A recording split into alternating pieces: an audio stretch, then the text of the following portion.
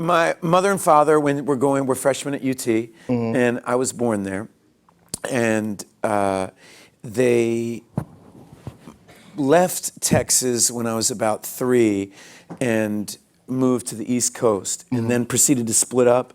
And my father went back to Texas, and I occasionally went back to Texas with him, but for the most part grew up with my mother, who did all kinds. She was a waitress at Stratton Mountain Valley Lodge. She sold college textbooks in Atlanta, Georgia. She worked in publishing in Brooklyn, Connecticut, a bunch of different places we lived until I graduated high school in New Jersey, and then moved here. Now, as the child of as the boy child specifically of a single mother, a lot of us who have had that relationship often feel very married to the person. Yeah. Well, my mother always wanted me to be gay. Oh, did she? Yeah. I mean, we could switch mothers. Yeah, we might do really well. Yeah. I mean, I tell you what, this is the truth, Hilton. One day, I was like a junior, 16, and I had a fever, and I was really sick. And I had to stay home from school, so my mother, and now you have to understand, a VCR just came out. We just had a VCR. And so she went to the Rite Aid to rent me some movies, which only had probably 60 movies. Right. It's not Netflix or something. And what town was this? This is in Princeton, New Jersey. Yes. Right. And she came back with Al Pacino's Cruising, a little movie called Another Country, which is about some boys who fall in love with each other, I think, and William Hurt in Kiss of the Spider Woman. Okay, and so, which is, for those of you who don't know, he's in drag the whole movie and everything. Yeah. And I was feverish and watched this whole thing. Watched all 3 of these movies, and my mom came home from work at the end of the day, and I was like, "You really want me to be gay? What makes you say that?" "Well, I just find these women are beneath you." Blah, blah, blah, One of the funniest moments of my life was Dead Poets Society came out. I was still only 18 years old, right? So my mother was so curious what Pauline Kael would say about Dead Poets Society. And she kind of gave it it wasn't a terrible review, but she didn't buy it. If I see another movie that makes me feel good about myself, I think I'm going to put a bullet through my brain. Yeah. Some line like that. Yes.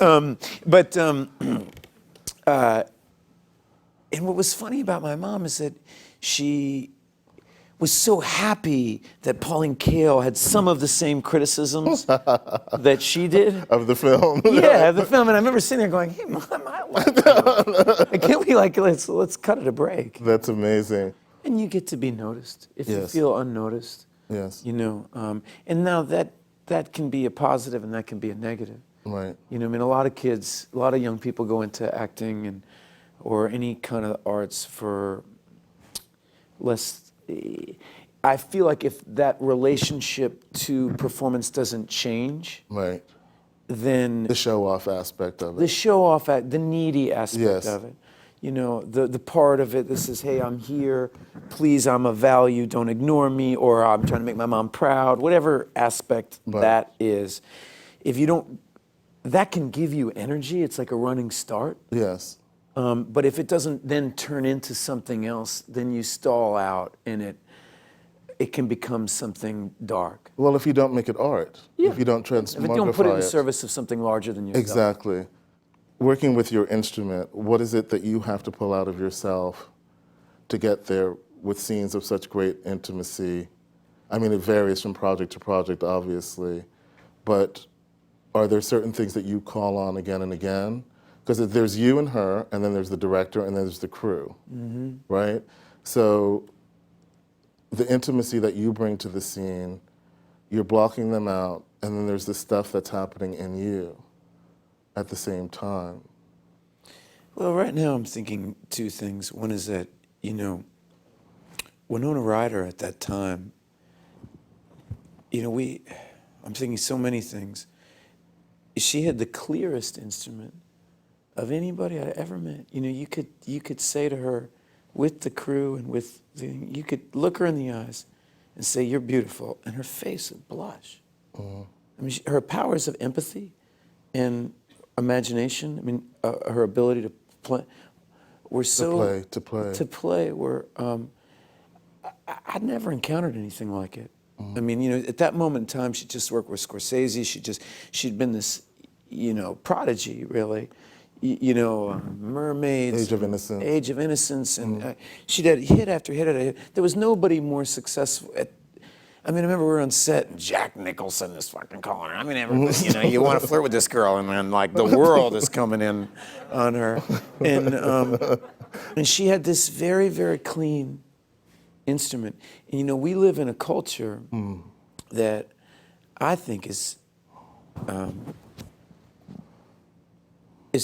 problematic in a lot of ways, which is that we don't actually have a tremendous amount of respect for craft, whether it's writing, acting, directing. We have this huge culture of celebrity and promotion, and we don't really know what to do with young, talented people. Like, if you look at the Oscars or the Tonys or any of these kind of dubious award ceremonies, the percentage of them that go to English people in the art of acting, in the field of acting, is extremely high. I mean, we're Americans. This is America. And I'd venture to say 35% of the acting prizes go to this tiny little island across the ocean, right? And then another percentage of them come from Australia, both of which have a culture of training. You know, when you ask me about how do you generate intimacy, that's what you're talking about. Rehearsal for Richard Linklater films, for example, I was going to get is essential because part of what Rick is going for in those movies is, you know, I'm talking about Before Sunrise, Before Sunset, Before Midnight, Tape, different movies I've done with him. He loves the reality that a 14-minute take can create. Right. But if you're going to do a 14-minute take, an 11-minute take, an 8-minute take, it means there's no editing. The movie's not going to be made in the editing room. Right. The movie's going to be made in the day. So in a way, his time that most directors spend in the editing room, he spends in the rehearsal room. Right. But most... So it's the sort of opposite of Malick, for instance, who would... And you know, and one of Rick's favorite filmmakers is Terrence Malick, who never would dream of rehearsing. Because a lot of what cinema is about capturing a moment. And what you want is an authentic moment. And anybody who spends a lot of time in the theater knows that if you do a little rehearsal, things get really bad. Yes. They do. All the spontaneity goes out of them.